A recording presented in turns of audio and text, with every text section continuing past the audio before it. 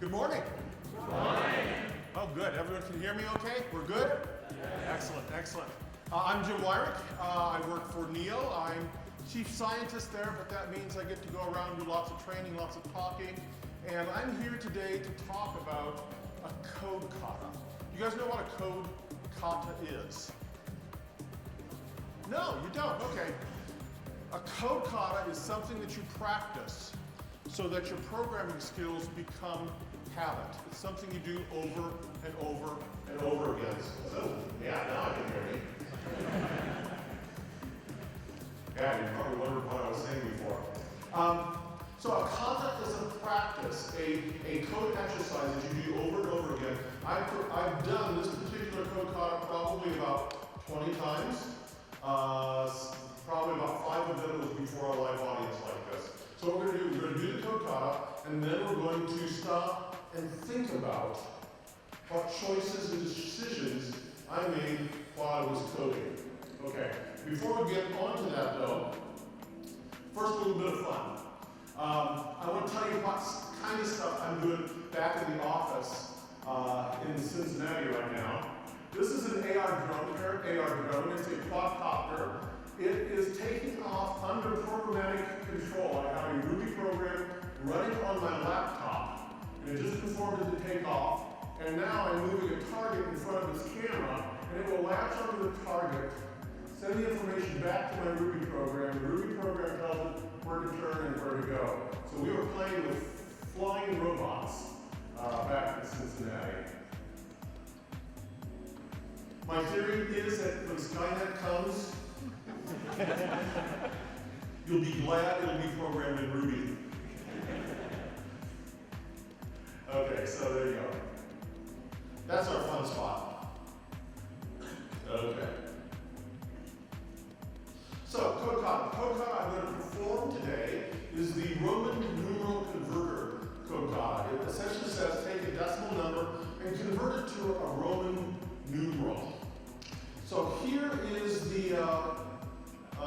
example usage of this particular thing. We need to write a class called Roman numeral converter. And it's going to have a method on it, convert, and when you give it an Arabic number, like 6, it's going to convert to a Roman numeral, the VI. Does everybody know what Roman numerals are? Yeah, okay, sure, yeah, we've covered it. We use it for outlines all the time, right? So this is an outline converter program, I guess. It's very simple. You guys could probably sit down and bang this program out in just a few minutes. The key to the kata, though, is to practice those skills that you're going to be using in your everyday programming life over and over and over again. So, let's go ahead and begin the kata. Switch over to my programming window. I am starting in a blank directory with nothing but a rake file that will run my test for me. I've gone ahead and set that up. We're going to create a file called Roman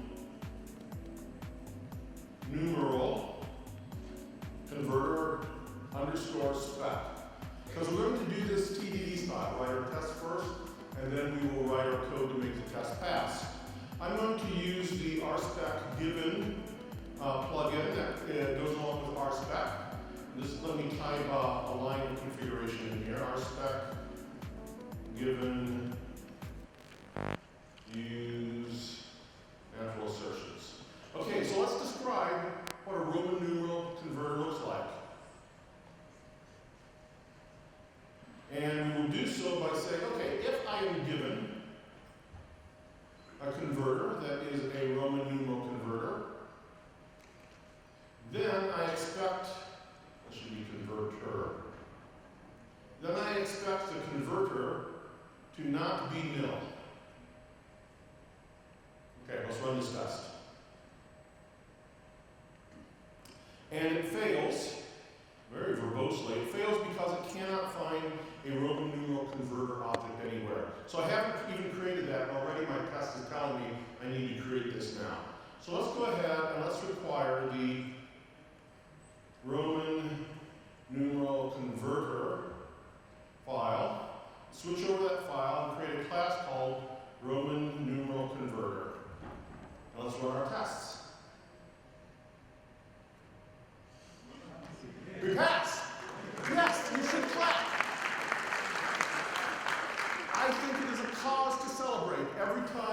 have green tests, so that is good. Feel free to clap when our tests pass. Just don't boo when they don't pass. Okay, so there we have that.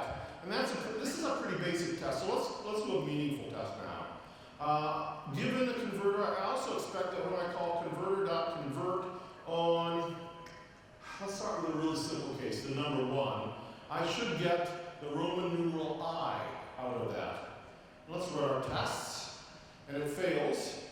Yeah, that shows up very good. Okay, good. And I just dropped my name tag. So it says undefined method convert. So now we got to add the convert method to this. Let's, what happened here? There we go. Define convert is going to take a number, and that'll make that error pass. But we got another error that we expected nil to equal I, and here it tells us what happened. So this was false. That's because the Roman numeral converter program returned nil, and we really expected it to return an I. So let's fix that. Since we expect it to return an I, let's just have it return an I. Yes! Oh, you guys clap for the simplest things. Okay, so let's look at our next test case. We did 1 okay. Let's go for 2. That should be 2 I's in a row. And it fails because we are returning an I when we're trying to convert 2. Okay, that seems like an easy thing to fix.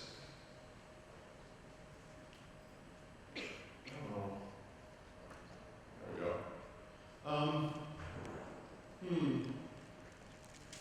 How about this?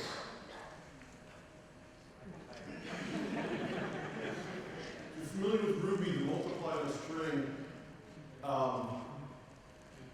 makes copies of that string that many times. So for 2, this will make 2 copies of I, and actually passes the test. Cool. Okay, so let's think about our next test case. I will claim that 3 is uninteresting because it won't force us to change our code any.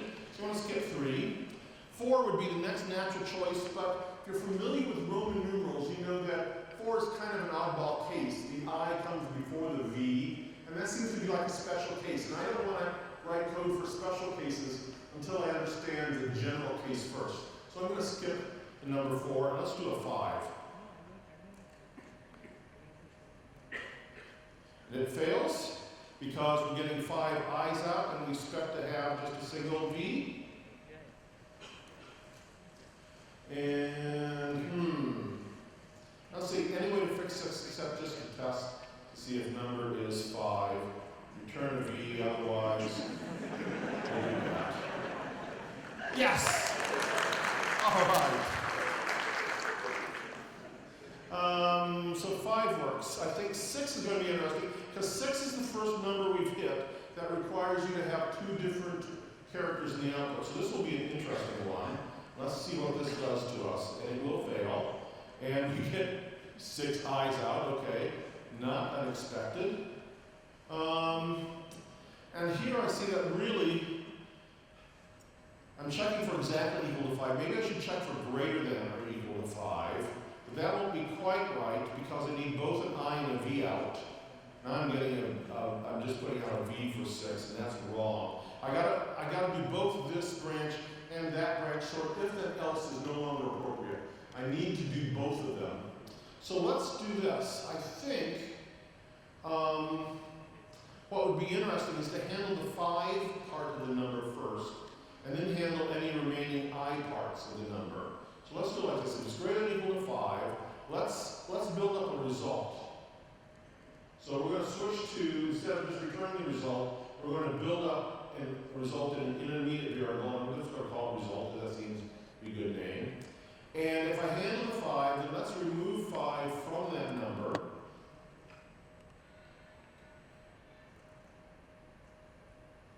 And then this will go into result as well.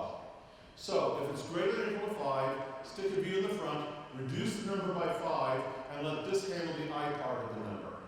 seems to be a pretty reasonable approach. And we pass. Okay.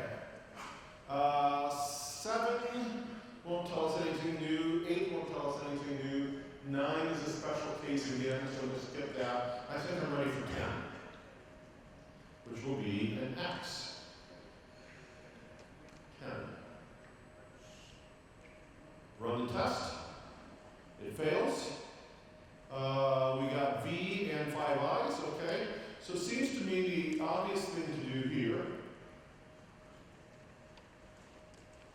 is to, oops, so that a little bit better. There we go. Let's add a test for 10. And let's just follow the pattern of 5 right there.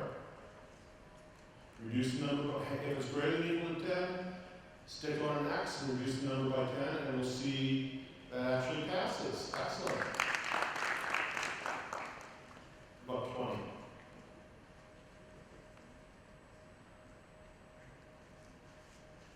And it fails in an obvious way, okay? Oops. And, so 20, we only put 1 X on. But that leaves, and so we reduce 20 down to 10, so there's still 10 things to be handled. So maybe instead of just doing the 10 one time, I want to do the 10 until the number drops down below 10. So I think instead of an if, what I really wanted here was a while. And the test, we pass. Cool.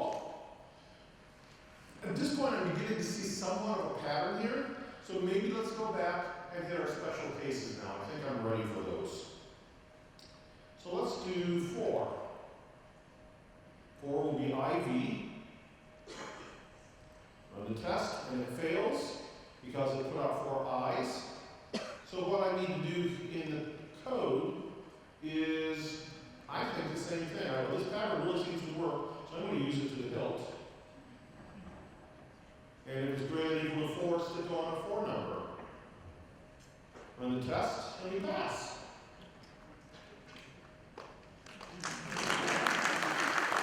I know, it's getting a little pat now, isn't it? Yeah. And 9 should be very much the same. And 9 will fail, and it fails as we expect. Very good. And let's add 9 in here. The IX, and we reduce by 9, and run the tests. Okay, very good. At this point, I think it's worth pausing and considering refactoring. Now, I've kind of been going through these things pretty fast. Every time you do the red green cycle, so a failing test, you write code that makes the test pass, you just pause and stop to think about how you need to refactor it. And right now, I'm beginning to see that if I continue with the approach I'm doing, this is going to become a really long list of whiles and ifs that are nearly identical. The problem is they are not exactly identical. So there seems to be some kind of duplication here, but not exact duplication. So I'm actually going to work for the next few minutes. I'm going to work and try to increase the duplication in this code. And the first thing I'm going to notice, so here it is. We got 4 things. We got the while, and 3 F's that look identical except one's a while and one's an F. And then we have this oddball thing at the end, which just concatenates star number. And I realized that I can replace that last line with a while that looks like this.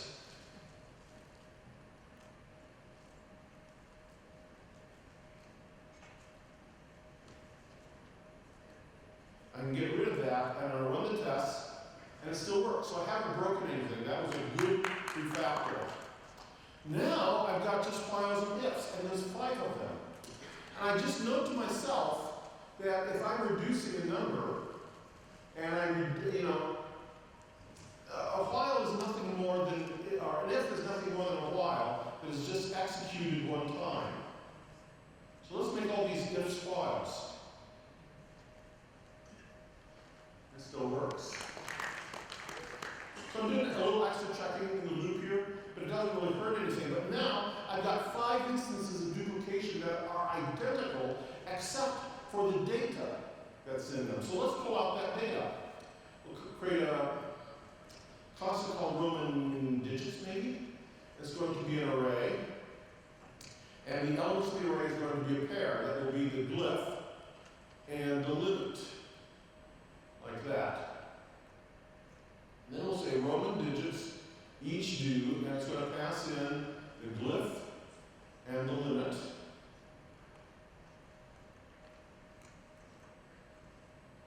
Okay? And then we just replace 10 with limit here, and limit here, and the glyph of x gets replaced with the glyph variable. And I run this, and it still passes.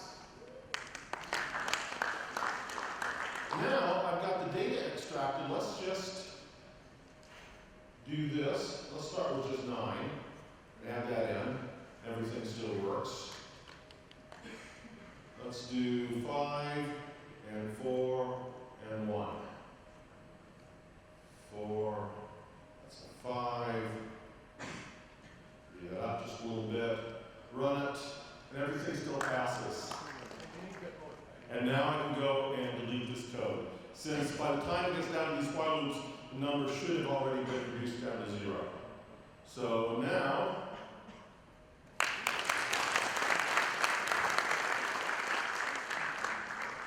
cool, that's awesome. Now at this point, the solution is kind of obvious. The solution is just going and filling out this table. So let's just do that real quick, just so we get a complete solution here. And I'm going to do that by first just go ahead and add all the tests I need. So we'll have a test for 40 here. That will be XL. 50 will be just L. We'll have a 90 that will be an XC. And then 100, that will be C. And then we have 400, 500, and 900. Fingers are slipping there a bit. 400 is CD, 500 is D, and then a CM for 900. And the last one is 1,000, which is just an M.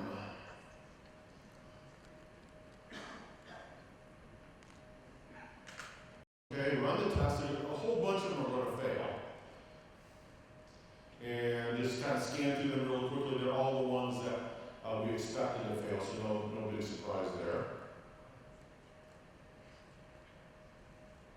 And then all we have to do is fill out the rest of this table.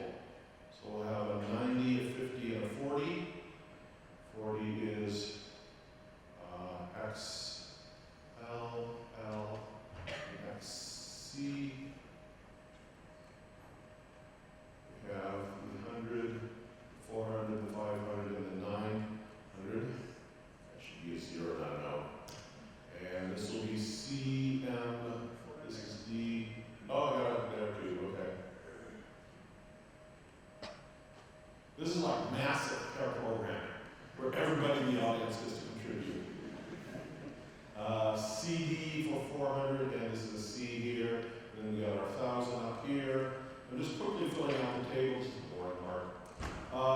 And run our tests, and we pass. So, let's do that. Let's go back and look at our tests a little bit, though. The first thing I noticed is this null test here that I did at the very beginning. That's pretty worthless at this point. If the converter is going to be null, all of these tests will be failing. So I'm going to get rid of that test. That was a good starter test, but it's not applying us anything at this point. So clean it up, and everything's still good. Let's see here.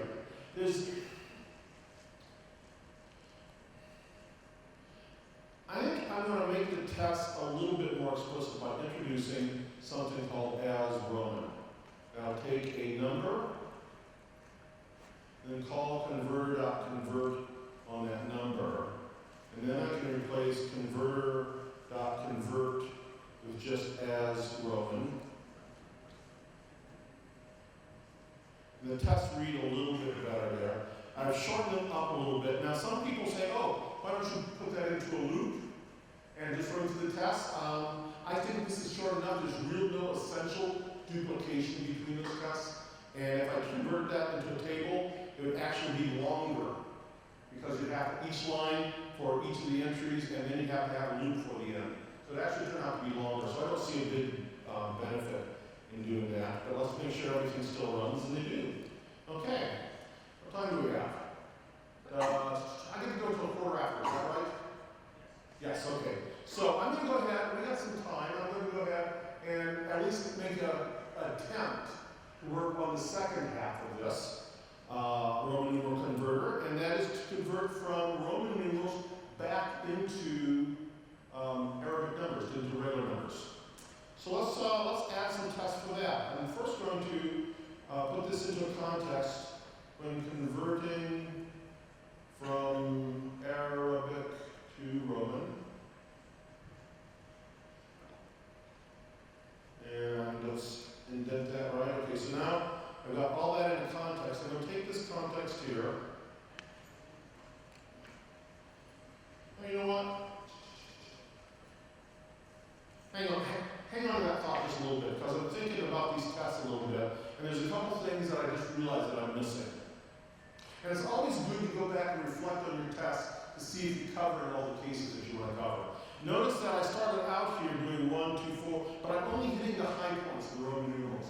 It might be a good idea to put some not random, but carefully selected numbers into the test case as well, just to make sure that we're combining things properly. So let me do that here. Then, as Roman, and what numbers should, well, Roman numerals are often used for years, so let's do this year, 2013, and that should equal, okay, 2 M's, and the 13 would be XIII. And that's kind of a nice number there, and that passes, good. 999, actually 3999 is a good thing because that's actually the biggest number I can represent. So that's actually an edge case. So 3 M's, CM, then a XC, then an IX. Yeah, we can handle that edge case. And maybe one more. What happens when I convert 0? Okay, what should I put there? You actually have a couple choices. I think 2 good choices would be either an empty string or to throw an exception, because 0 really isn't representable by Roman numeral. Well, what do you say? How many want the empty string? Okay, how many people say I should throw an exception? Oh, we got the exceptions win, okay. So I'm going to do the exception like this. I'm going to create a new context with an invalid number. I'm going to say when I do as Roman on 0, when it's going to return a result, then the result should have failed. And it should fail with a Roman numeral converter. Let's just do, is it illegal argument? Is that a Ruby exception? Illegal argument error. Let's just go to the Ruby one. I think that's a good choice. Okay. Run the test, and it says, just argument error. Thank you. And it says expected argument error, but nothing was raised. So let's go to our code and say fail with argument error if number is less than 1. Okay, there we go. Exception. I could put tests in there time, we're going to just continue at this point.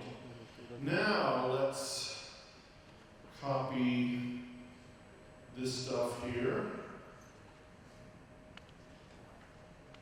Yeah, I don't think I'll have time to do the entire solution here because I do want to go back and reflect on some of what we've done. Let's change as Roman to as Arabic.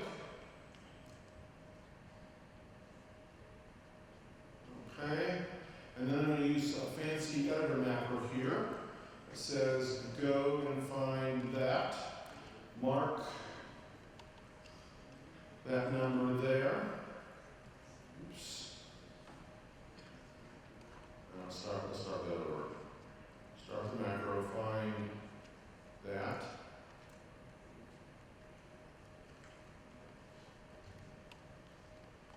Cut that, find that.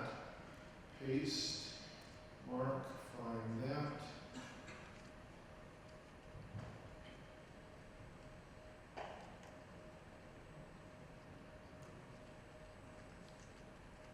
And just do that a bunch of times. There we go. Oops. A lot of programmable editors. Let's make that look a little prettier.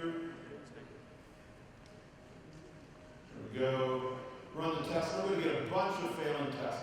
And I really hate to work with lots of failing tests, so I'm actually going to do this. Let's replace curly brace with curly brace pending.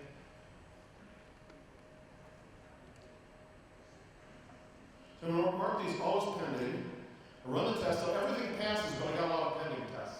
And that's good, because now I can unpend them one at a time. Okay, so let's do the first one here. And now we have a failing test that says, argument error comparison of string with one fail. That's in here. And the reason is that number is no longer a number anymore. It's actually a string. I say if number is a string, we're going to do something. Otherwise,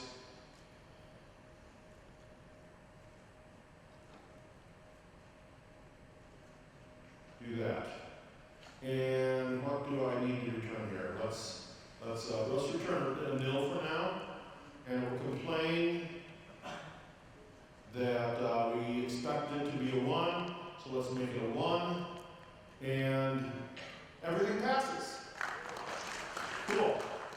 But this code is really getting ugly, and I'm going to do two things. I'm going to do an extract method here.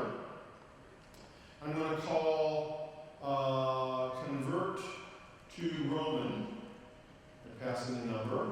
Then I'm going to go down here into a private area. This is the extract method refactoring. Def convert to Roman, passing the number. Do an end here, select everything, re-indent. So it looks pretty, that looks good. Run the test, and we're passing. I'm going to go ahead and preemptively put that into its own method as well. We'll call it convert to Arabic.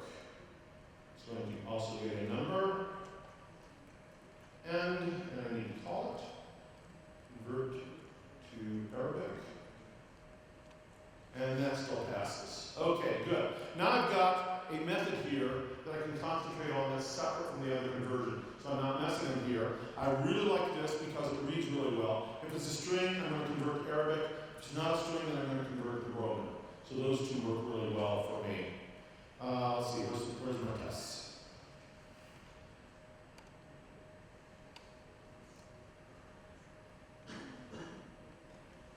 There they are. Let's undo the next pending. And yeah, okay. I'm keeping my eye on the time so we have enough time for review. And the failing thing is, I expected 1 to equal 2 because converting 2 i's should be a 2, and it's actually converting it to a 1. That's no good. Okay. So let's ask for the size of the number. That works. Now I know that's not the final solution, but it keeps me going to the next test, which is actually going to make me run something I think a little more interesting.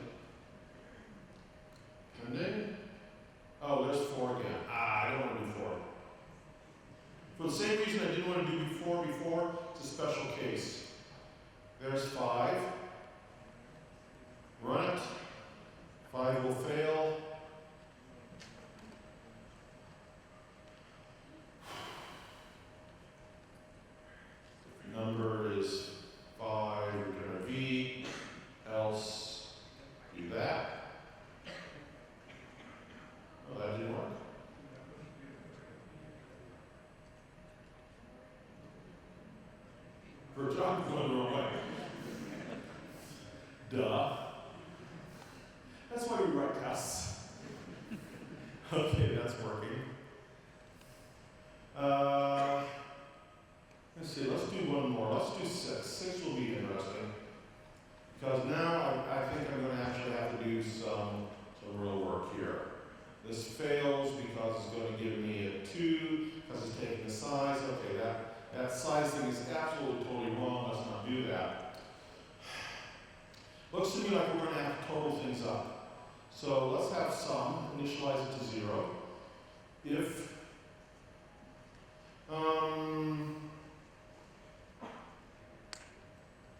actually, I want to break the number up into characters and handle it a character at a time.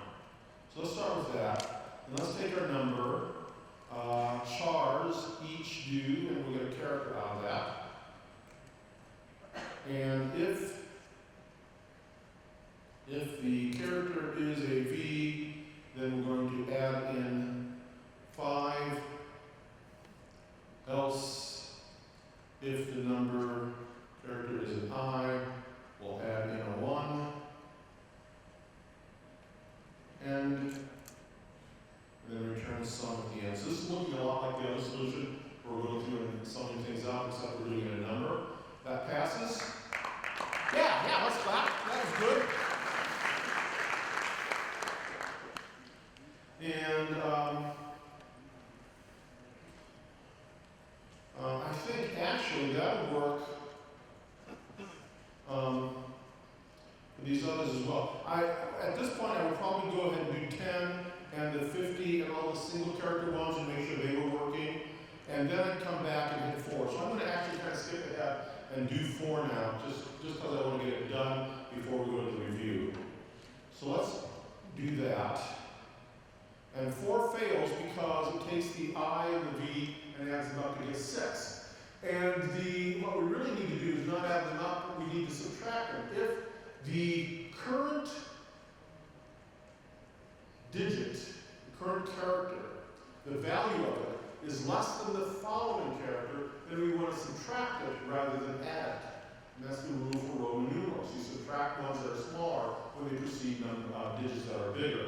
So I really need to look at 2 characters side by side. So I need some kind of if in here. I'm going to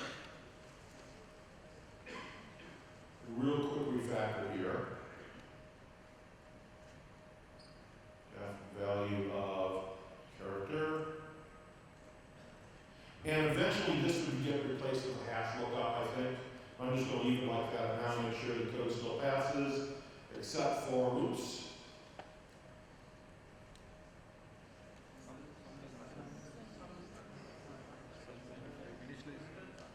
Thank you, yes. I just want to return the value now, not sum it in. Thank you. Okay, and 4 is still failing. I really should have marked that pending before I refactored. So I want to look at 2 characters side by side. And I think there's a Ruby method that does that, but I don't remember what it is. So let's drop into IRB and look at all the methods on an array. And let's rep for each. Let's see, we got each index, each reverse each with index, each entry, each slice, each cons, and each object. Let's try each slice. So if I have a number that is, say, XXIII, and I say number each slice, and I want a size 2, number, I have to convert it to characters, and not use 2 dots. And that's an iterator, so I have to do a 2A on it. No, that's not right, because that gives me the first 2, and then the 3rd and 4th, and the 5th. That's not what I want at all. Maybe it's each cons. So it gives me, yeah. So I get the 1st and the 2nd, and I get the 2nd and 3rd, then I get the 3rd and the 4th, I get the 4th and the 5th. And the only problem is I never get the 5th with anything because it doesn't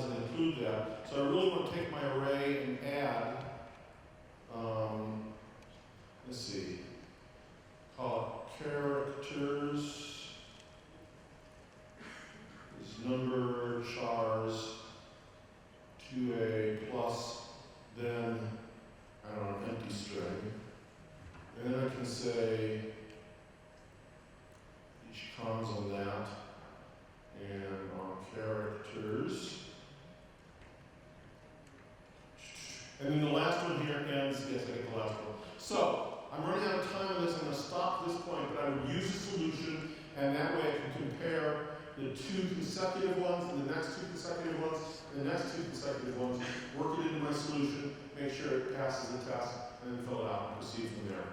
What I do want to do, though, is do a little bit of analysis of what we've done so far. So let's go back to the slides here. So, what knowledge did we gain by working through this kata? I think one of the very important things we've learned is where to start. So I started off with just describing the thing. I said, given an object that I'm interested in, my very first test said, make sure it's not nil. Now that's a stupid test, because if everything's in place, it's going to work. But what it causes me to do is to make sure everything is in place. This makes sure that my test framework is there, that I'm including it right, I've got it configured right. It makes sure that my class under test is actually coded up in there and required and in place. So this test actually buys me a whole lot, although it doesn't have a lot of value ongoing. The next test then, let's start with the simplest thing. I like to start my TDD sessions with the absolutely simplest case I can possibly think of. And that, in this case, is just 1. Let's convert 1 to an I. And that seemed to work really good. Next thing to do is know where to continue. So, when I got to this point, I said, okay, obviously an I is not the final solution. What test can I write that would cause me to write code to fix that? And so I did 2. And that actually pushed me towards an I star number solution. Really interesting. It's right on my screen. Okay. So, know the solution to drive the test. So, knowing the solution allows you to pick the test and move where. So, I knew that I need to handle V's in my solution, so let's add a V test. And that caused an if then else to appear in my solution. I knew I had to get rid of the else because I had to do both V's and I's at the same time, so my next test was a V and an I, and that caused the if then else to break up and caused this iterative solution to begin to emerge.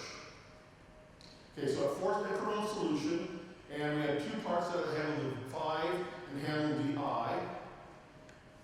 We introduced the idea of reducing the number at that point. And then here, I knew I needed to handle multiple X's, so that turned the if into a while. So I knew the code I was writing was not perfect, but it was enough to make the test pass, and that forced me to write more tests. Know what to skip, I think, is important.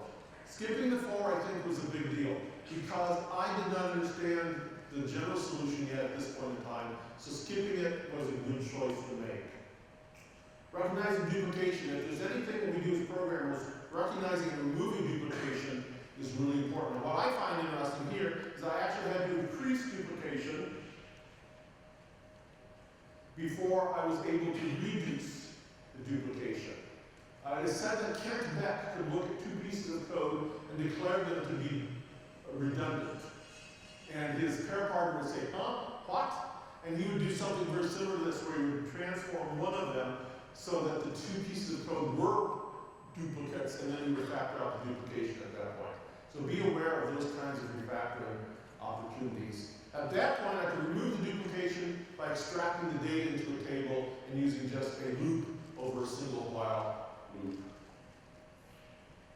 Always look forward to reducing duplication in your tests. Now, some people, when seeing a test like this, might think that this, oh, hang on, that's what I did do. Yes, I did this. I added a method to kind of reduce the cognitive load of the individual test, but I would not go to,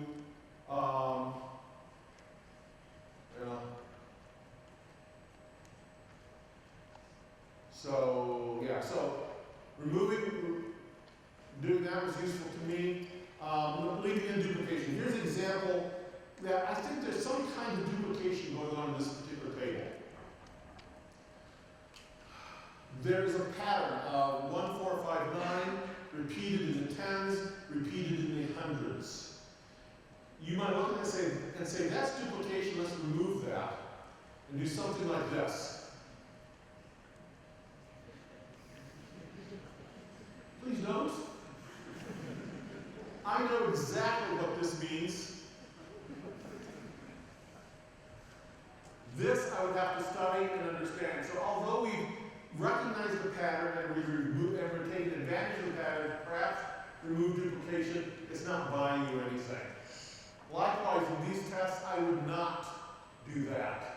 This is easy and readable, and it says exactly what I mean, and you can look at the test and read it. This you have to say, oh, I've got this long array, and you search your eyes, search down to the bottom of the array and say, oh, I'm doing something, and oh, okay. And by the time you get down there, there's cognitive load in that.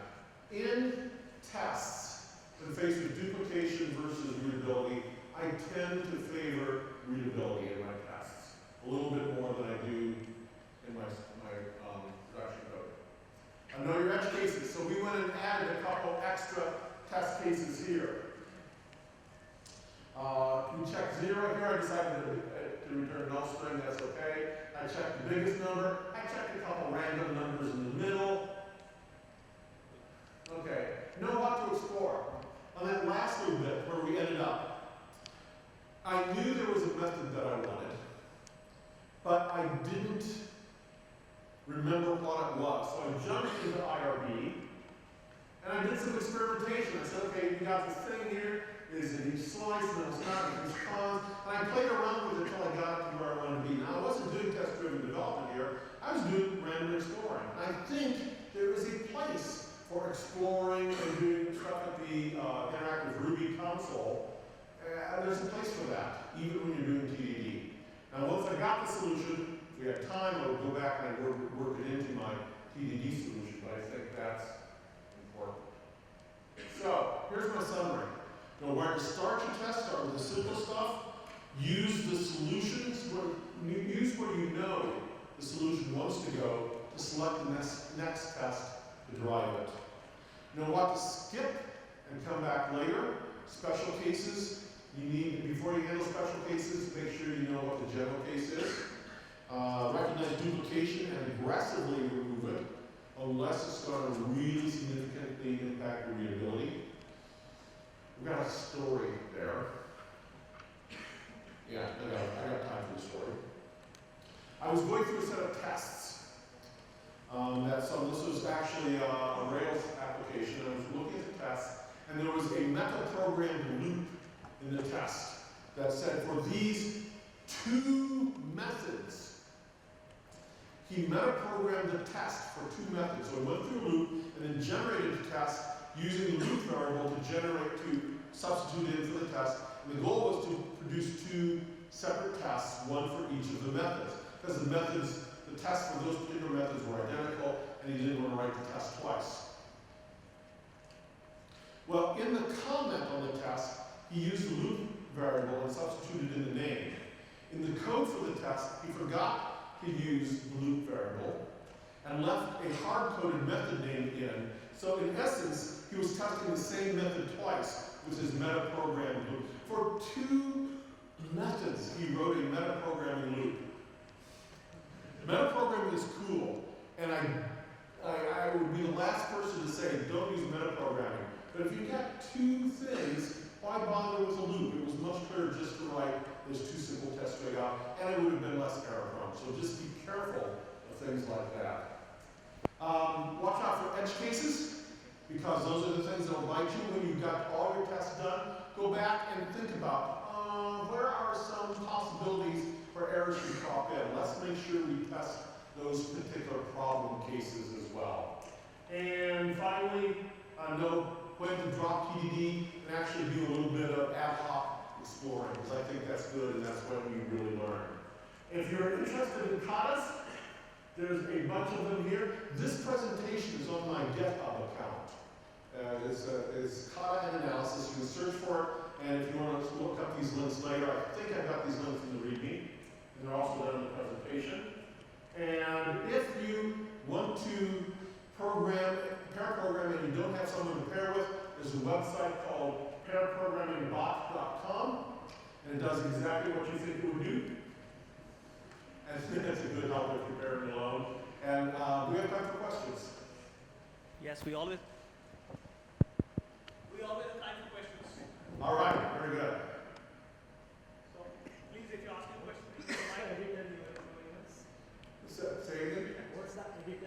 The editor I was using is Emacs.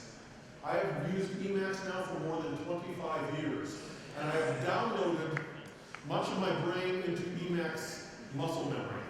So it makes it very difficult for me to even think about using Vim.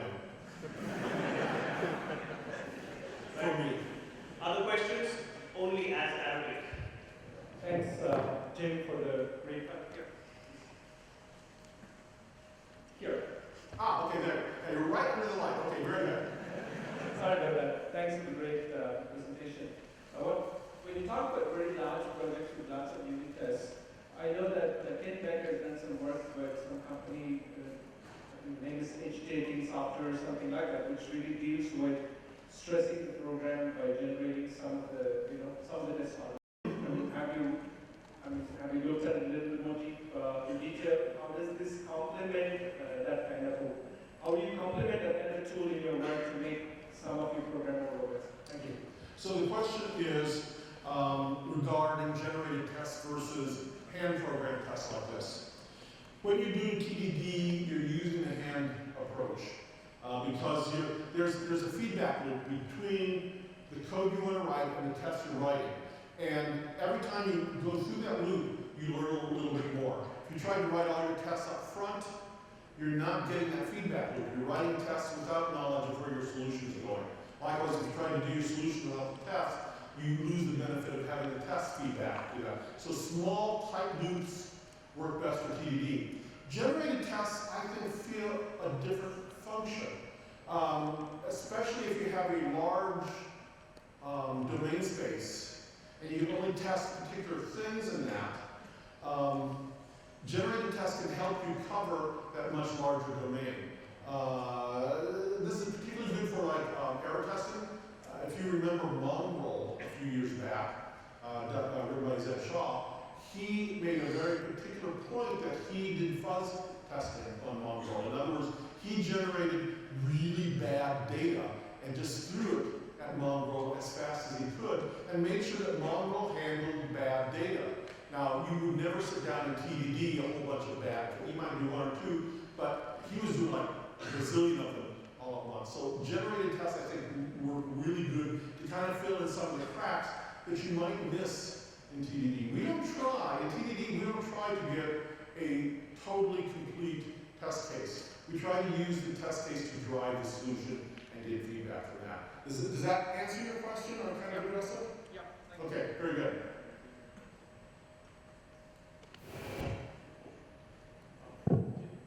Yes. So the question is, the domain here is the domain of numbers, right? In the Roman numbers thing, and the domain of numbers is really infinite.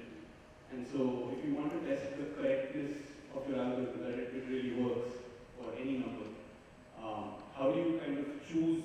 You carefully chose the numbers there, right? So, can you tell us a little more about how to choose your tests so that you're convinced of the correctness?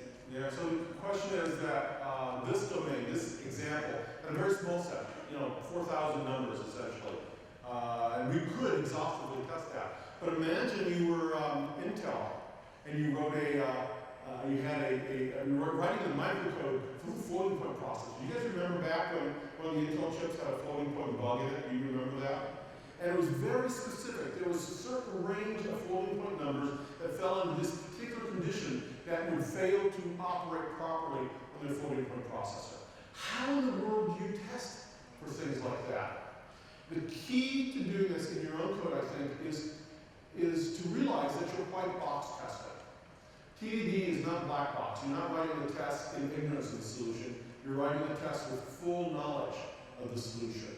And so when I look at my code, I say, here's a loop. Make sure the code works 0 times through the loop, 1 time through the loop, and many times through the loop. And have a test, so I have 3 test cases for that. If I have an if then else, make sure that the if and the else operate correctly, both branches. So you need at least 2 tests for an if then else. So knowledge of the solution can help you select what test cases you have. Now, I'm not a big believer in combinatorial testing, like if I have 3 ifs in a row, you think, well, 2 choices here, 2 choices here, 2 choices here, that's 2 times 2 times 2, I mean 6 test cases. That just explodes. So what I would do is break that apart, make sure this piece worked, and this piece worked. And then they all work together, and then you tend to avoid the combinatorial explosion problem. It really doesn't, in white box testing, it really doesn't become a big issue. Does that help you? Okay. Any other questions?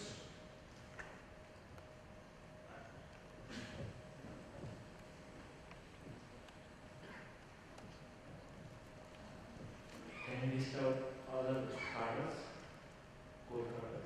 Okay. Are there other katas? Is that the question? Yeah, there are many katas out there. I think one of the basic ones is the bowling ball kata, where you calculate the score of a bowling game. Given a complete set of number of pins knocked down, you calculate what the final score is. That's a good one.